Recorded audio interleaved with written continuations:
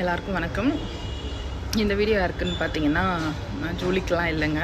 ஆனால் ஜூலிக்கான ரிப்ளைல இல்லை, ஆனால் ஜூலி சம்மந்தப்பட்ட ஒரு விஷயம் தான் நான் இன்றைக்கி பேச போகிறது. என்னென்னு பார்த்தீங்கன்னா, விஜய்க்கு அட்வைஸ் பண்ண ஜூலி, விஜய்க்கு சவால் விட்ட ஜூலி, இந்த மாதிரி வந்து மெயின் ஸ்ட்ரீம் மீடியாவிலேருந்து அல்லு சில்லு ஆபாசவிங்க வரைக்கும் இதை குறுக்க மறுக்க தூக்கி சுற்றும்போது வந்து ஒரு விஷயந்தான் எனக்கு கேட்க தோணுச்சு. விஜய் வந்து ப்ரெஸ் மீட் கொடுக்கல. விஜய்க்கு வந்து ப்ரெஸ் மீட் கொடுக்கறதுக்கு திராணி இருக்கா? விஜய் வந்து ப்ரெஸ்ஸை வந்து நேரடியாக பேசி கேள்வி கேட்டால் பதில் சொல்ல திராணி இருக்கா? தைரியம் இருக்கா? பதில் சொல்ல ப்ரெஸ்ஸை சந்திக்கக்கூட தைரியம் இல்லையா?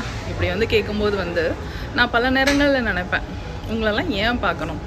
அவர் மக்கள்கிட்ட பேசுகிறாரு, மக்களும் அவங்களும் பேசிக்க போகிறாங்க. அவர் யார்கிட்ட என்ன அட்ரஸ் பண்ணணும்னு நினைக்கிறாரோ மக்களோட பேசிட்டு போகிறாரு. விஜய் வந்து அரசியல் கட்சி ஆரம்பித்து 2 வருஷம் ஆச்சு. இந்த 2 வருஷத்தில் விஜய் தொடர்பான எத்தனை அவதூறு செய்திகள், எத்தனை ஒரு சின்னதாக ஏதாவது நடந்தால் கூட, ஒரு சின்ன கொடி இது சாஞ்சா, ஒரு மேடையில் சாஞ்சா கூட உடனடியாக வந்து அது ஒரு பெரிய செய்தியாக போடுவீங்க.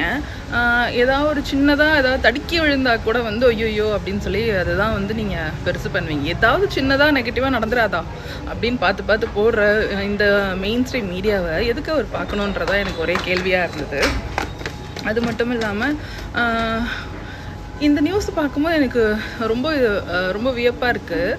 விஜயை வந்து யாரோ ஒருத்தர் ஒரு கேள்வி கேட்டாங்கன்னா அதை தூக்கிட்டு வந்துட்டு இப்படி பொழுதன்னைக்கும் அந்த நியூஸை வந்து போட்டுட்ருக்கீங்களே மெயின் ஸ்ட்ரீம் மீடியாஸ். என்னைக்காவது மக்கள் வந்து இந்த அவல ஆட்சியால் பாதிக்கப்பட்ட மக்களோட குரலை என்னைக்காவது பதிவு பண்ணுறீங்களா?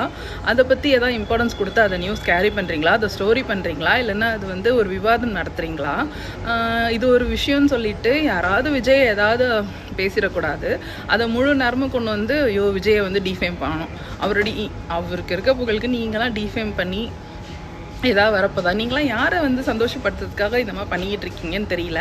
அப்புறம் உங்களெல்லாம் எப்படி ஒரு மெயின் ஸ்ட்ரீம் மீடியா இல்லை மீடியா நம்பி இல்லைன்னா மீடியான்னு மதித்து உங்களுக்கெல்லாம் எப்படி ஒருத்தர் வந்து ப்ரெஸ் மீட் கொடுக்குறது? என்னோட ஒரே கோரிக்கை என்னென்னா, இவங்களெல்லாம் வந்து தளபதி வந்து மீட்டே பண்ணக்கூடாது. இவங்களெல்லாம் ஒரு மீடியா ஹவுஸாகவே நம்ம வந்து கன்சிடரே பண்ணக்கூடாது.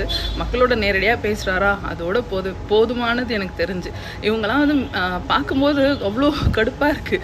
ஏன்னா மக்கள் வந்து தினம் இந்த அவல ஆட்சியில் அவ்வளோ பேர் பாதிக்கப்படுறாங்க. தினம் பெண்களுக்கு பாதுகாப்பு கேள்விக்குறியாக இருக்குது, சட்டம் ஒழுங்கு பிரச்சனை இருக்குது.